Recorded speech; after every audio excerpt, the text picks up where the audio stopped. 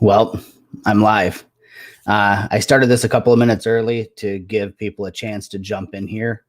So I'll just kind of hang out for a minute, maybe yell at my kids to be quiet upstairs as they're gaming away and being rather rambunctious. But honestly, I don't blame them. We've all been cooped up inside quite a bit over the last couple of weeks. So, like I said, I can hardly blame them. I'll also mention that Uh, a little sorry for very little notice on this. It wasn't something that I was going to do, but my manager suggested that maybe I jump online and do something just to give people something to watch, kind of share what I was doing today.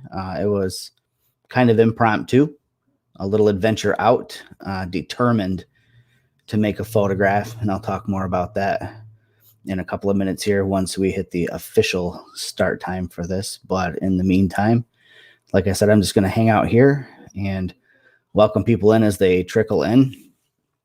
It's a Wednesday evening, 7 p.m. Well, there we go. We got someone in here.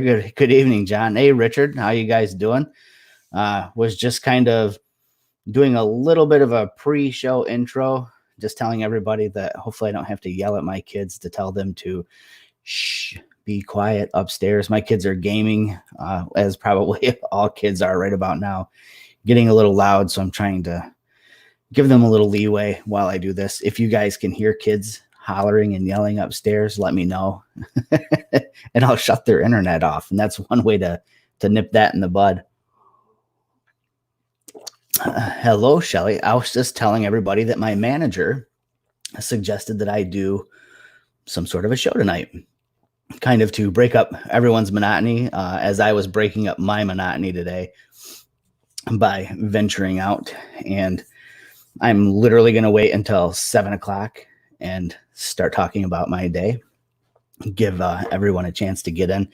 I don't expect a big turnout. I'm broadcasting actually to 2 locations where I probably get less traffic, but I did pump it out there on all of the social channels. So this is broadcasting. I don't know where you guys are watching from. I guess 3 of you are watching from my photography Facebook page, which admittedly is pretty horribly managed. Something I should probably look at changing. And I can see that Shelly's watching from YouTube, so that's cool. Good to see you too in chat. I'm not sure if everyone can see everyone else's chat comments. So Shelly's on YouTube, and I'm not sure if the people from Facebook can see her comments or not. But anyways, it's 7 o'clock, so I'll get the ball rolling and just talk a little bit about why I'm doing this today. So like a lot of people, again, spending time in isolation, trapped with 2 boys, had to get those creative juices flowing. I did a little bit of a portrait project the other day. There was a thing going around on Facebook where people were saying, share a photo of your firstborn child and you side by side to see if they look like you. I don't know if they're trying to call out some paternity cases or what that's all about, but I did. Not a paternity case. I did oblige and do the photo. Hey, Karen, how you doing out there in Arizona? Hopefully warmer than here in Michigan. Probably even silly to ask, but I'm sure you are. I was just telling everybody how I had done the little Facebook challenge thing that everyone was doing, where they posted a picture of their firstborn child and then posted a photo of themselves next to their child. And then I went further and I actually composited the 3 of us together. And for some reason, I am not seeing that composite. So I guess I won't share that. It's not really the point of tonight's show anyways. So the point of tonight's show really was just to talk about breaking out of this monotony and getting out and trying to find something to do. Oh, that's lovely, Karen. 81 degrees. Rub it in. We'll get there at some point in time. Not soon enough, though. So, like I said, I decided to go out. I had a short errand to do to deliver a piece of furniture to my ex-in-law's home. And of course, I took a camera with me. I had to go.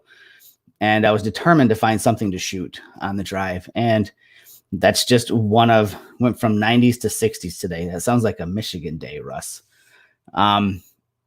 But I had done a series a long time ago, and I'd done talks on it, like out of Chicago. I've spoken about it ad nauseum. Always have a camera with you everywhere you go, because you never know, you might run into an opportunity to shoot something. Today was a little different. I took the camera knowing that I was going to force myself to shoot something. Hey, Randy, how's it going out there in Cali? Hopefully good. Hopefully you guys are all staying safe and secure out there.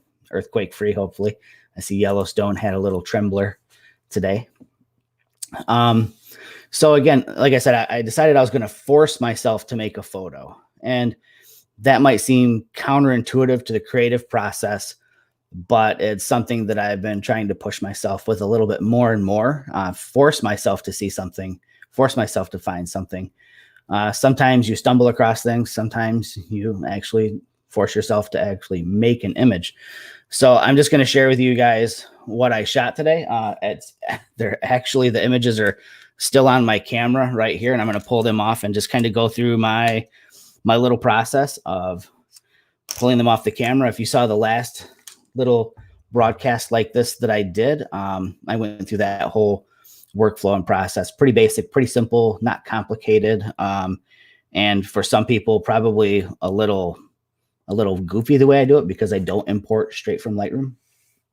And I'll just lead off with also that while I did get a new Olympus lens the other day, I didn't take that out with me just because I had this kit already packed up. So it's the Sony a7 III, and this is the Samyang 14mm f2.8. And I also brought along the Tamron 17 to 28 2.8 as well. I had the 28 to 75 in the bag and an old Minolta lens as well. But those two lenses that I shared, the 14mm from Samyang and the 17 to 28 from Tamron, those are the two lenses that these images were shot with today.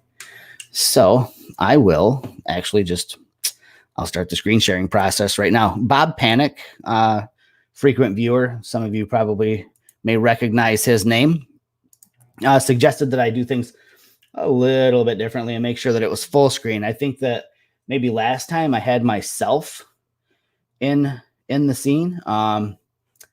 If I did, again, apologies for that. Didn't mean to do that. So my workflow is I throw the SD card into my computer here, and then I start off with a folder.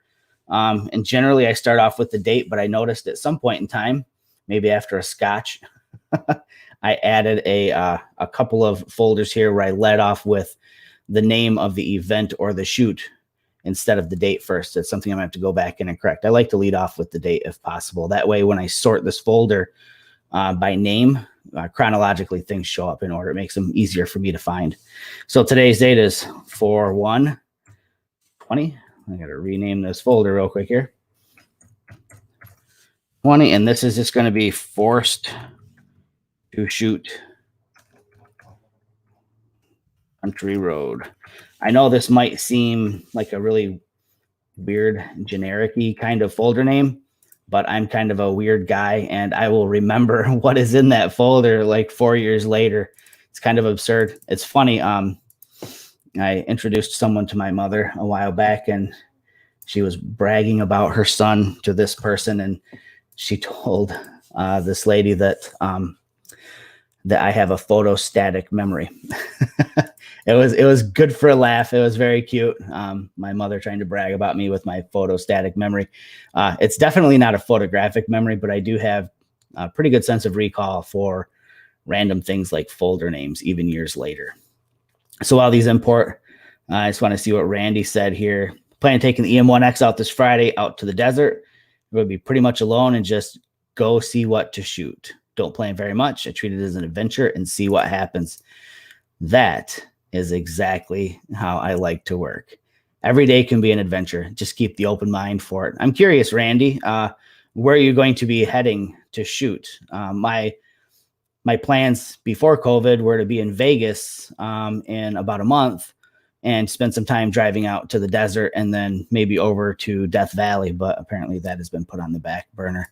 Vodka. Sir, I am a bourbon person right now. Well, it's funny. I'm holding up I'm holding up my glass here to nothing because it was just a screen share, but it's a bourbon night tonight. It was scotch the other night. All right, so I've got my images imported here, and I will just go ahead and eject out that SD card. That goes back in the camera. That will get reformatted at a later date. So I'm going to stop this screen share really quick so you can see my ugly mug. And I'm going to transition us over to Lightroom where I'll do the quick import. Anza Borrego, cool. On the dirt roads, for sure. So here in Michigan, that's part of my my modus operandi is to drive into the countryside, and if I see a dirt road, that's where I'm turning. Get off the pavement as often as I can. All right, so let me pull up my Lightroom so y'all can see that. All right, so here we are in Lightroom. Oh my, it's funny because let me make sure you're full screen still, which is good. That's what I need to see. So I'm going to import these images. They sit on my Drobo. My Drobo is set up with a master folder called All Photos. And then it's broken down by year. And then I find my shoot from today. These images right here. So just a quick import of these images. And I've got one in particular that I really want to share, and I want to talk about how I'm going to process it and why I'm choosing to process it this way. So you can see that I found an abandoned home on my drive. I'm a sucker for abandoned homes. It's just kind of one of my things. I've been into urbex and what I like to call rurex, sort of like rural exploration. So if I see an abandoned home, I can't pass it up. And if it looks like it's been abandoned for a very long time, I may sneak inside if I don't see any of these pesky no trespassing signs. I think I'm admitting to breaking the law here, but that's not something I do all the time. So let me tell you about this. Driving down country road, headed back home. I had my two sons with me because they helped me unload this piece of furniture at my ex-in-law's home. And really struggling because the only thing I had seen so far on my journey was that abandoned home. And I knew it wasn't something that was going to really excite me. I just kind of shot it out of habit for shooting abandoned homes. And so again, I saw this long road, and I knew I was going to drive down that because there were empty fields on either side, and the sky was really starting to take off. We had flat and overcast, low-hanging clouds all day, no definition in them whatsoever. And I started seeing, they're basically like, they're Mammatus clouds, just not associated with stormy weather, but just associated with colder weather. So the sky was starting to get dramatic, and I just knew I wanted a long, empty, open road. And I knew I would find something along this road, or I would make something happen along this road. And we're cruising at 55 miles an hour on this country road. And I see this flash of white on the side of the road. And in a blink of an eye, I knew exactly what it was that I saw. It was the rib cage of a deer. A lot of deer here in Michigan. A lot of deer get hit by cars. This was a much more grim location because it looked like someplace where someone had dumped off deer carcasses, 3 of them on the side of the road. And lucky for me, they'd been picked completely clean by the vultures and the coyotes and things like that. So, and had been outdoors long enough to where the bones were starting to bleach and get really white. And they really stood out as I was driving by. So I laid on the brakes rather heavily, which prompted both of my kids to look up from their phones and ask, "What are we doing?" And I said, "I found something to shoot." And my son looks up and in front of the truck and sees a plastic bag on the edge of the field, look like a feed bag. And he says, "Oh, you're going to photograph that bag, huh?" I said, "No, I've got something much better." So I threw it in reverse, backed up, and there was the deer rib cage and spine off in the weeds on the side of the road. And again, I know that this is definitely something that is probably a turnoff for a lot of people, but I think that it is something very powerful. It'll stir emotions when people see it. And I knew that that was something that I had to shoot. So yeah, I get you, Randy, for sure. I hit the brakes all the time. My kids know to just be prepared for a stop at any moment. So I put it in reverse, backed up close to where it was at, pulled over on the side of the road, turn on the flashers, the hazards. I've learned that is necessary to let everybody know what's going on with me on the side of the road there. Walk into the weeds, and I'm thinking there's no way that this makes any sense to have this in the weeds. It's not going to make a good shot. It's not going to make a compelling shot. There's no drama to this at all. So I proceeded to pick up this big section of corn stalk that was in the weeds as well and try to move the rib cage with that. No luck. It was kind of woven into the grasses, probably from the previous summer or fall, had grown through it, and I couldn't do it. So I had to resort to using my boot and just start kicking it and tumbling it until it made it into the road. I knew it had to be in the road for what I wanted to do. And I set it up, and this was the first, shot that I took. So what you're looking at here is just one frame of a bracketed series of images. So I was shooting 3 individual frames at plus or minus 2 EV each, again on the Sony a7 III. These are handheld, no time for whipping out tripods or anything like that. Didn't feel like messing with that at all. Just wanted to be quick about it. So this was the initial shots, and thought, well, I kind of like this, but of course, the best thing you can do is start playing around with angles a little bit.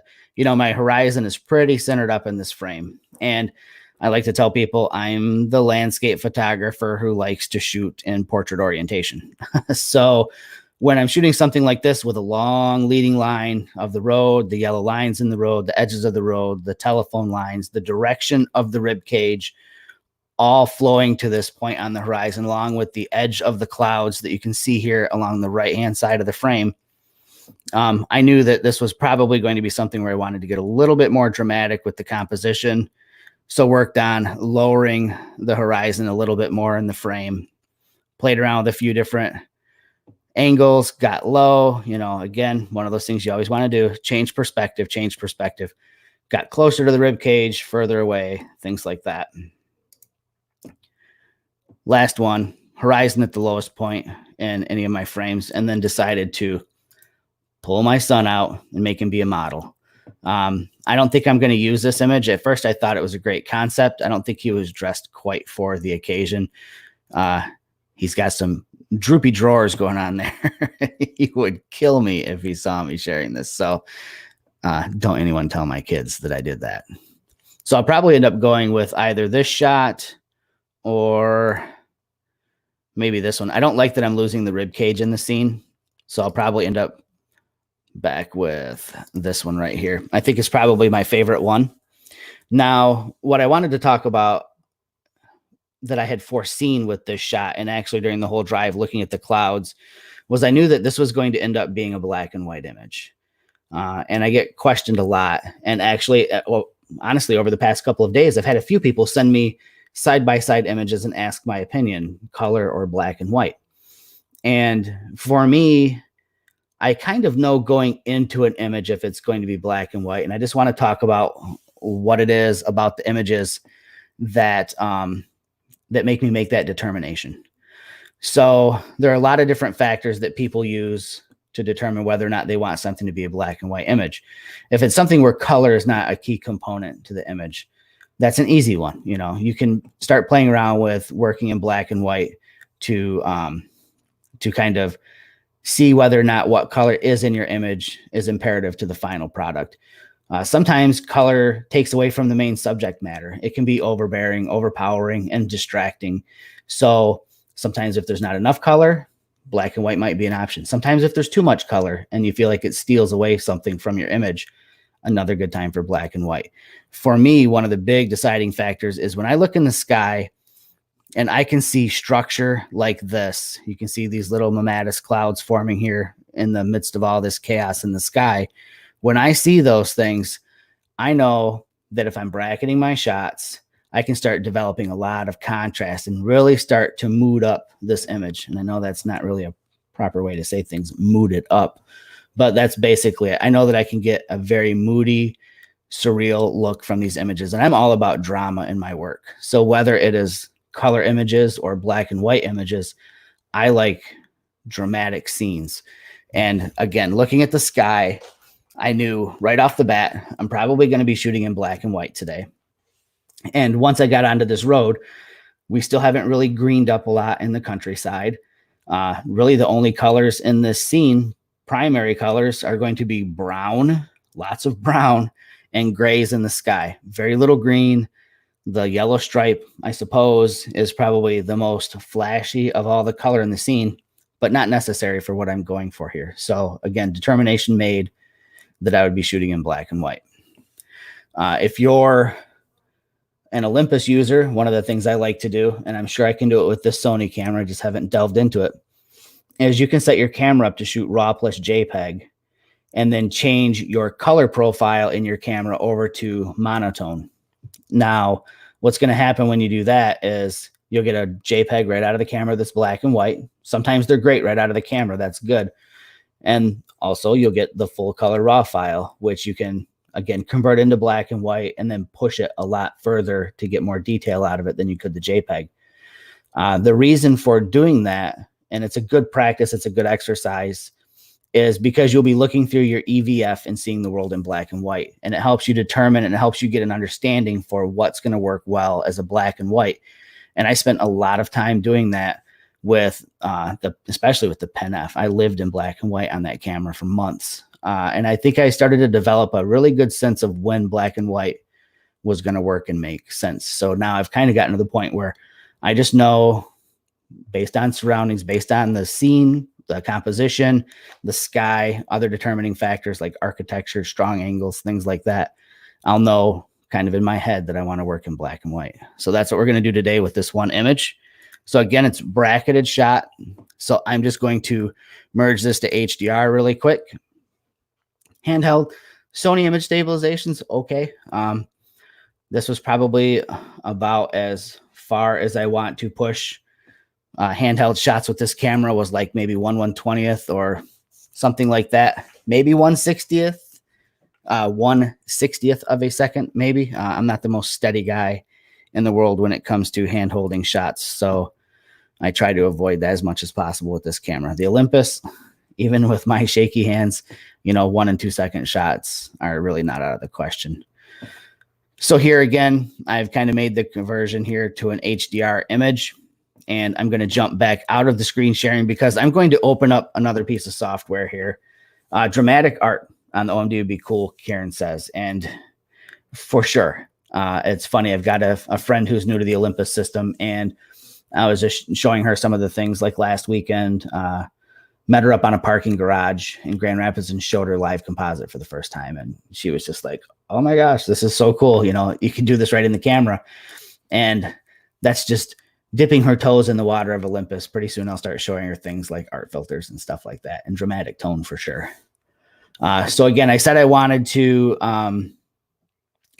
work with this in another piece of software. The other piece of software I'm going to work in is probably Nik Silver Efex. I will give it a shot here in Lightroom really quick though. But I really enjoy Silver Efex from Nik. It's just an incredible piece of software. So let me jump back into Lightroom really quick, and we'll get to editing on this. So a little trick that Jeffrey McFeeters, who is an avid Olympus user, and he always seems to be available when you need some help. He suggested the other week that I start looking at the camera profiles, especially for the Sony. He said that they seem to work wonders and all that. So something that I had done the other week with a bracketed set of shots that I didn't do here was I went through and I used the camera matching profile for either deep or for landscape on each of the individual bracketed shots, and then merged to HDR. And it even gives you much, much more drama for sure. Again, I just wanted to throw that out there. Not necessarily part of my normal post-processing workflow. I'm going to jump over here though really quick. I've got some black and white presets that I had made. They're for sale on my website. I'm not asking anybody to go buy them, but they kind of give me a good jumping off point or good starting point. Sometimes you don't have to go through a crazy set of processing when you're doing things. So I always like to, if I'm shooting black and white, I like to just jump in and see what some of my presets will look like on this. Again, one of my favorite, I like these flat profile looking ones. but I really don't think any of these are going to do what I want them to. So I'm not even going to futz around with those. I think I'm just going to jump straight over into the Nix software. If I can get the Nix software to open. It seemed like the last couple of times I had trouble getting it to launch. It is older. I have the old version of Silver Effects, not the new one that's managed by, is it Capture One or On One? Somebody else owns it now. Another thing I do, I always edit them as TIFF files, again, because you've got, much more leeway with the file versus shooting a JPEG out. And it defaults every time for me to 240 as the resolution. I always bump that up to 300. Everything I'm working in is always 300 pixels per inch. And what do you know? Nick opened up for me. So I'm going to have to stop the share and switch windows for you guys. Working on multiple monitors does get a little tricky sometimes for things like this. So here we go. So now we're in Nick. And this is cool because I can actually watch the screen share. All right. So right out of the gate, I'm going to start with this basic neutral profile with nothing done to it and start playing around with contrast. My goal here is to tone down this sky quite a bit, and I want to start bringing out some of that detail. So we'll lower the brightness just a fuzz. Now let me go back to 0 here, and I'll show you why I did that as a global adjustment. So the whites are a little hot on the rib cage. If I bring this down, it tones them down a little bit, and it gives a little bit more structure here to the road. Oh, DxO. That's right. So Joe's right. It was DxO. I knew it was someone. It's funny that it went from Nick, from their own company, to Google, and then over to DxO. So there we have it. That's who owns it currently. Now, again, from here, I like to use the red filter. Normally, when I've got blue skies not applicable here, I'll just keep it on the neutral filter here. Now I'm gonna start throwing in control points. So if you've never used Nix software, the control points, what they allow you to do is drop a point, and then it's gonna sample this tonal range right around the point. And you can adjust the size of your point with this little slider. I'm gonna bring this slider down so that I'm kind of focusing more on the grays that are right here. And I'll start darkening those grays up, adding a little bit more contrast, and I want more structure. And I was doing this last week on the last broadcast. Command D should duplicate these control points. I tried to do it in another piece of software, and it kept trying to delete whatever it was I was doing. So Command D duplicates it, and I can just start dragging control points around to these darker spots in the image where I want more drama and more contrast to pop up. Much more effective than doing global adjustments. You can't get the granularity that you get by using these control points and being very selective about where you place them. Again, the whole focus here is drama. And if you kind of pay attention to what I'm doing with where I'm placing these, my goal here is to keep a little bit of light down the center so that your eye, no matter if you're starting at the top of the image or at the bottom, I know the majority of the world is going to start here because it's the brightest area. But either way, we're going to have converging leading lines from the center of the road. And I want to try and keep the center of the sky lit up a little bit so that these lines converge. A little bit of the thought process behind what I'm doing here and where these control points are going. And if I get a little quiet while I'm doing this, I apologize. Actually, I just need to stop and take a breath. I talk a lot. And if you've ever met me in real life, you know this to be true.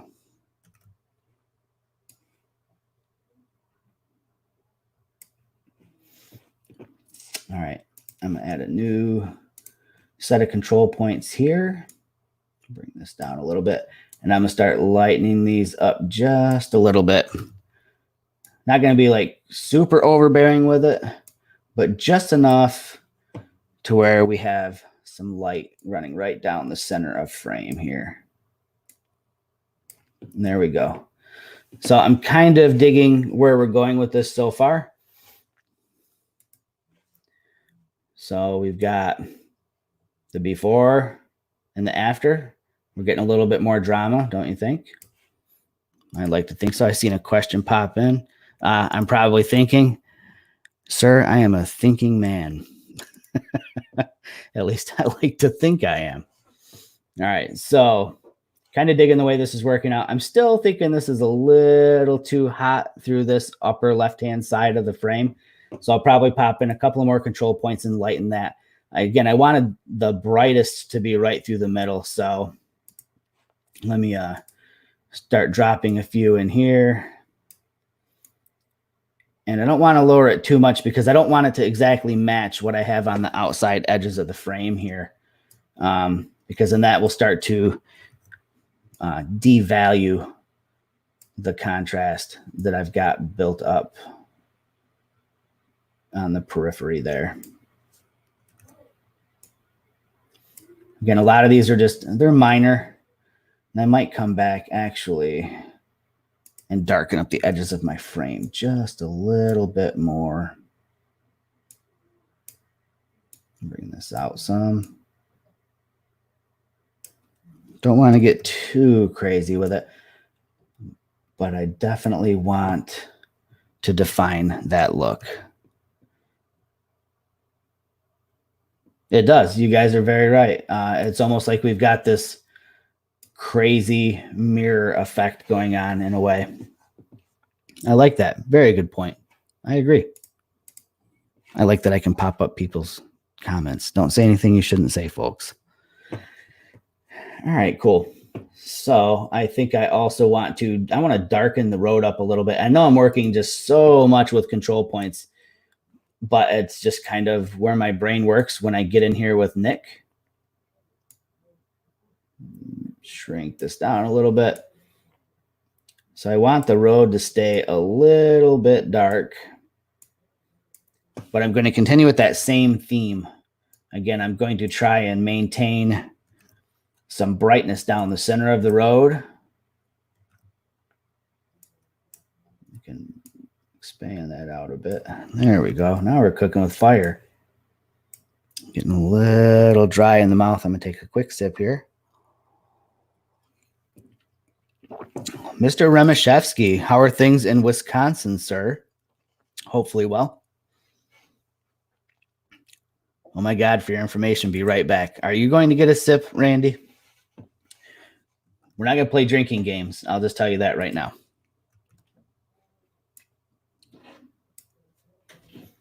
Kind of like where we're going with this. What do you guys think so far? So we've got the before, after. Yes. Randy says ... I'm going to take that as a yes. So far, what I'm doing works. I'm just doing that to save my own sanity. Thank you, Randy. I appreciate it. So I am just brightening up the rib cage a little bit here. I don't want it to be, oh, that looks almost ghostly. It almost softened it up a little bit by going that bright.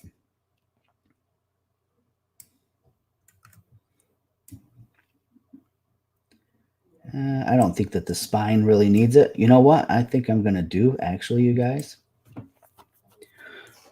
Okay, I think I'm about there with this. I think I'm going to have to jump into Photoshop for a minute, though. Yeah, I think I'm good with that. So we'll just save that out. And it should throw us back over into Lightroom. It should. In theory, that's what's going to happen. I think I would have done this in Lightroom with a graduated filter to really dramatize the clouds. For sure. Now, would you have, you said graduated versus using a radial filter? Graduated is sort of like a global adjustment, just in the areas where you choose. I spent a lot of time doing graduated filters in Lightroom. My only issue is that, again, it's more of like a global, and it's hard to bring out very selective areas of it. And what I'll try to do is I'll try to shoot with filters first, and then just get my exposure that way, and then jump into another piece of software and then start. I've been doing more dodging and burning, and this is like a lazy person's way of dodging and burning, if you think about it. It's a little bit faster to just drop control points and start adjusting them. So that's kind of the mindset there for me for doing that. Let's see, I do have Photoshop open. And let me make sure that that imported back into Lightroom, which it did. Okay, so let me get that screen share going again. And I will pop you guys over into Photoshop. I have to wait just a second. I'll just do this really quick. Okay, so we're in we're in Lightroom, file, photo, edit in, Photoshop, boom. Oop, there we go. I had some of my boudoir photos showing in there. You got to be careful, Jamie.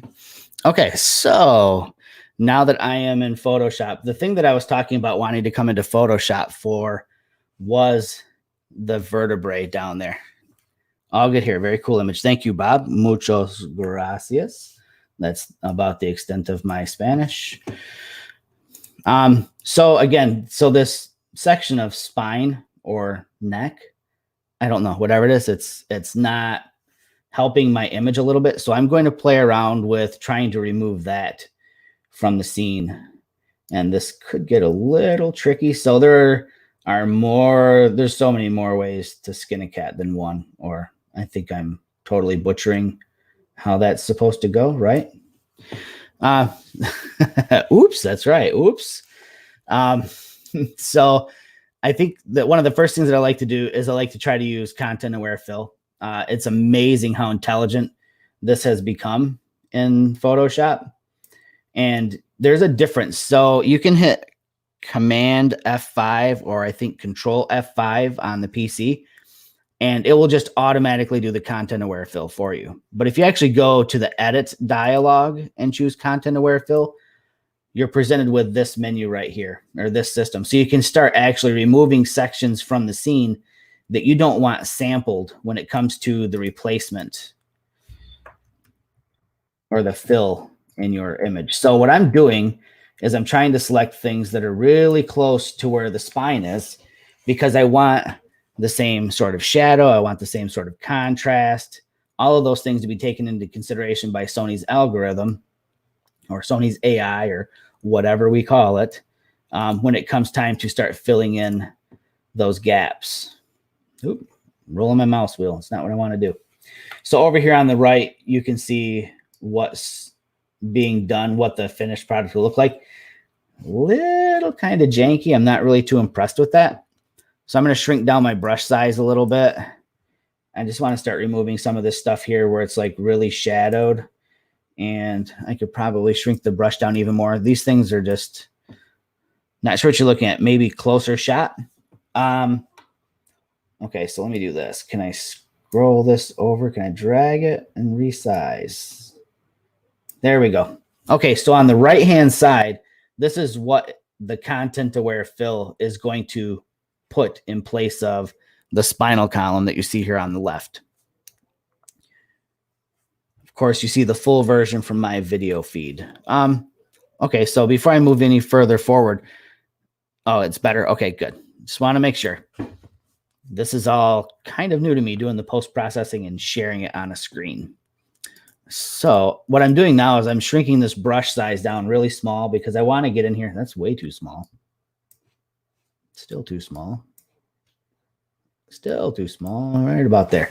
So what I'm trying to do is I want to get in here and start removing the grass. I know that this probably isn't going to have a huge impact on the finished results. Again, as far as what the Photoshop algorithm or AI is going to take into consideration when it's doing the sampling for replacing bits of the scene.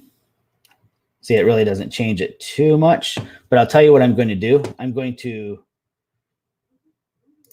accept that change, zoom back out, deselect. So now I've got the bulk of the junk taken out. Now, this is where I'll probably go back in. I say probably, but I'm actually really just going to do it. This is where I'll go back in and I will start using the clone stamp tool and seeing what kind of results I can get with that. I turn the hardness down on the clone stamp tool all the time because usually I'm working with patterns and textures. If you use the hard brush on your clone stamp tool, what you end up with is a hard edge, and it becomes very, very obvious that you've done some cloning and stamping. So again, I'm just going to sample areas immediately adjacent to the area that I want to correct and try not to repeat patterns too much if I can avoid it. So there's going to be a lot of like single clicking, very little dragging, a bunch of little adjustments at a time. So again, so you don't get the repeating of patterns. I can also say that you can try the healing brush, spot healing, things like that. How effective they are, I mean, your mileage will certainly vary quite a bit. I tend not to use those a whole lot. Those are more in my mind for like blemishes on people's faces and things like that.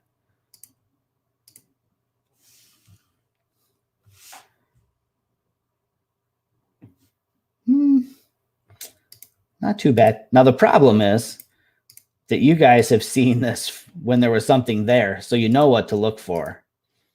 Keep that in mind when you're doing these kinds of edits on your own images, that if someone didn't see what it looked like before, lots of times things like that go overlooked, right?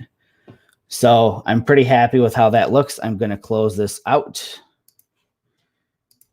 And I'm going to stop the screen share because we'll jump back over into Lightroom. I've got one more adjustment to make to it. And then maybe I'm going to do what Randy talked about and throw that graduated filter on there and do something with that. I'll show you what that is here. So let me get rolling back on the screen share. All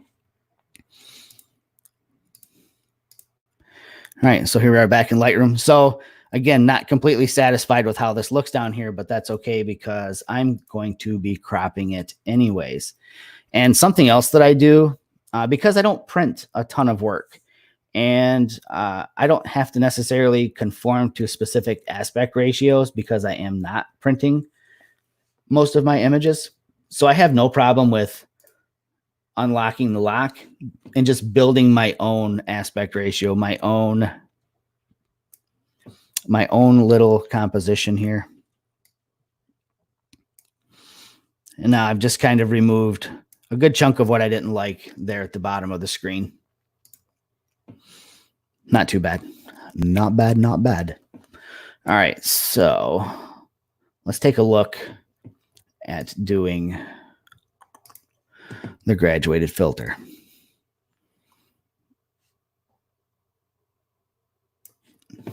And I'm assuming most of you know that you can kind of hover over your control point here and see where your filter is going to be affecting. And again, it's graduated. So at the opposite end here at the top is where the filter is applied the heaviest. And again, it graduates and gets lighter and lighter as it goes. So in here, this is where I'm going to start working with the dehaze filter. Last time I used it, I was working in the opposite direction. So it was soft and foggy. This brings up a little bit of drama. Clarity can get out of control super fast if you didn't notice that. Let me do this. So clarity is at 7 right now. I accidentally jumped it like up into like the 14 or 15 range. We start getting kind of grainy through here. Again, most people are probably never going to see it viewed like this. I mean, I know that there are always pixel peepers out there that are looking at that kind of stuff. I'm not one of those people, but I am going to add some texture into this as well to add some more definition to those clouds. There we go. Kind of liking where we're going, kind of liking it. A little more definition up here in the sky. It did darken us up through the center a little bit, but I think I'm going to play around with one more thing on that. And are you bored yet? Did I lose anybody? I've still got 14 people here, so I think I'm doing okay. Let's jump back into this picture really quick here. All right. So I had mentioned earlier when Randy talked about using the graduated filter. I do use that. Honestly, I use it like in the opposite side of the photo most of the time. Lots of times I'm using it to brighten up my foreground if I forgot filters with me. Because if I'm using filters, I usually expose for the foreground and then, using auto exposure lock. So I get my foreground exposed how I want it. And then I drop my filters in place to even out the exposure for the sky. So if I don't have filters with me, lots of times I'm exposing for the sky and then lightening up the foreground a little bit, working backwards, I guess. But here I'm going to use the radial filter again, because I wanted to maintain that whole center of frame being the brightest section of the image where your eye wants to go to. And that's a little too bright. It's because it's on dehaze. So what I want to do is I don't think I want to bump the exposure up, but I do think I want to raise the whites a little bit different.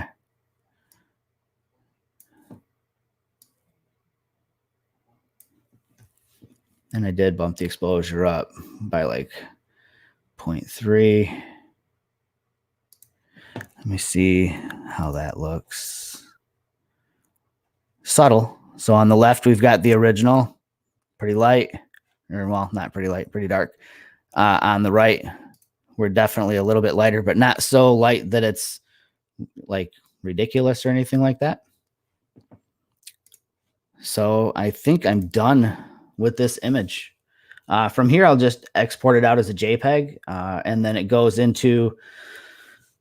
I will show you where it goes. I might as well show everything behind the scenes, right?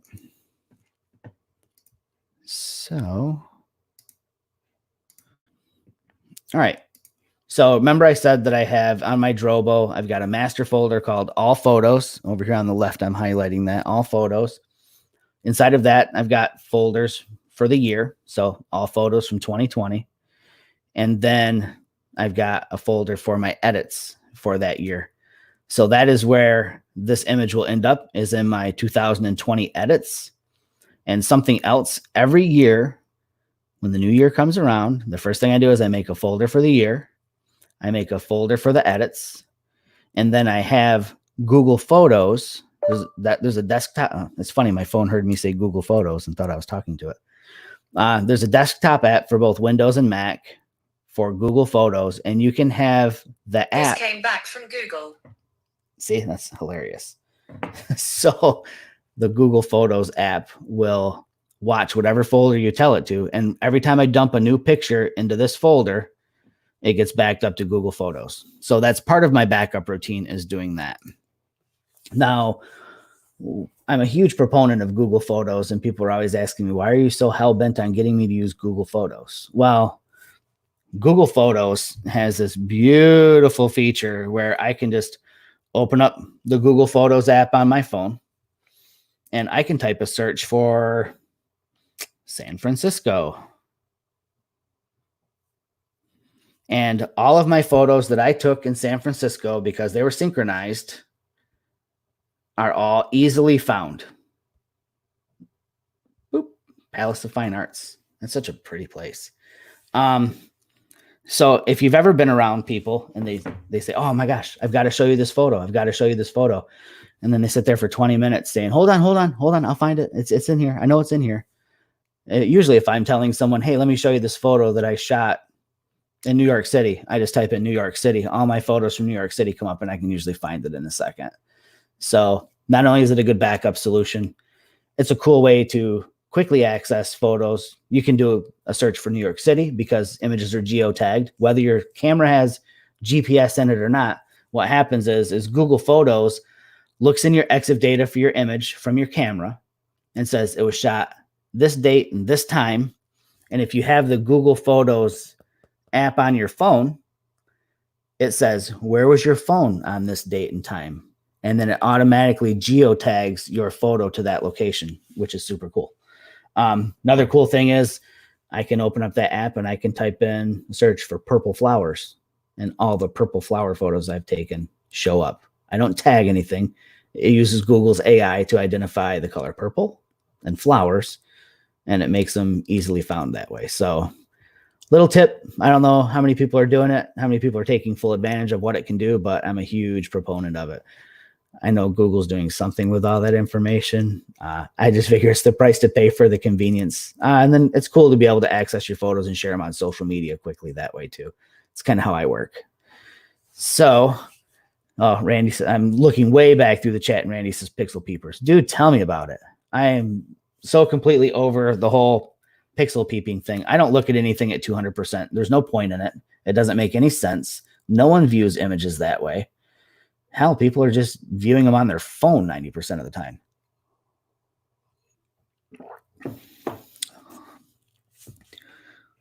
Let me see. Is there any way for you to look at my photos and let me know what you think? Yeah, for sure. Are we friends on Facebook? Are you on Facebook? If you're on Facebook and you use Facebook, friend request me. I am a collector of people. Sounds kind of creepy, but no, really. If you're into photography, I'm super open to adding people as friends on Facebook, and then you can just shoot them to me via Messenger. Oh, Brian's got the question. Brian says, "What you drinking?"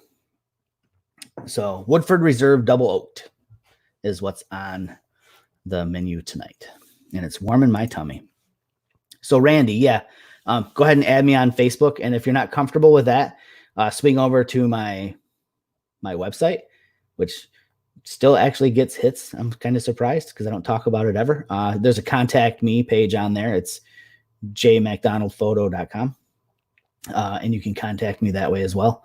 But again, Facebook seems to be the easiest. Shoot them over on Messenger and I'll take a look at them. And just preface, if you send over images to me, just kind of preface the images with what you're looking for. If you're just looking for like constructive criticism or feedback, or, what would you have done here or anything, just let me know what your end goal is, because there's nothing worse than having, when you look for me, type in Jamie, Jamie, A MacDonald. That's the best way to find me. But like I said, there's nothing worse than someone sending you images and they just want to share them. And then you critique them. Ouch. And then people are like, well, I didn't ask your opinion. So I don't want to be that guy. Trust me. So again, just let me know what you're looking for and I'll be glad to give feedback or just give a high five, whatever it is you want. I think I'm done. I've been talking for 50 minutes. It's amazing how much I can talk. You guys take care. I'm going to try and do another one of these this week before the weekend gets here. If you have ideas for something that you want me to talk about, of course, photography, but if you want me to talk about booze or watches or what backpack I'm using, it's always a Vanguard, FYI. Just let me know. I'm always game for conversation. I love having, get some Elijah Craig small batch earlier. Bob, you the man. I'm always game for conversation and I like having interaction through the chat room. It's key to making this thing work. So again, bring your questions next time. I'll try to give a little bit more warning instead of the half-hour heads up like I did this time. So until we meet again. Oh, hold on. Russ has got something. Need to get over my attitude about the local park closing and find something still open to shoot in my area. Oh, dude. Drive down the road. I don't know where you live, if it's congested metropolitan or if it's something where you can get out in the countryside. Just have the camera with you. And biggest piece of advice I can possibly give when it comes to this, be willing to stop. Be willing to sacrifice. I always tell people to create anything, you have to give something in order to create.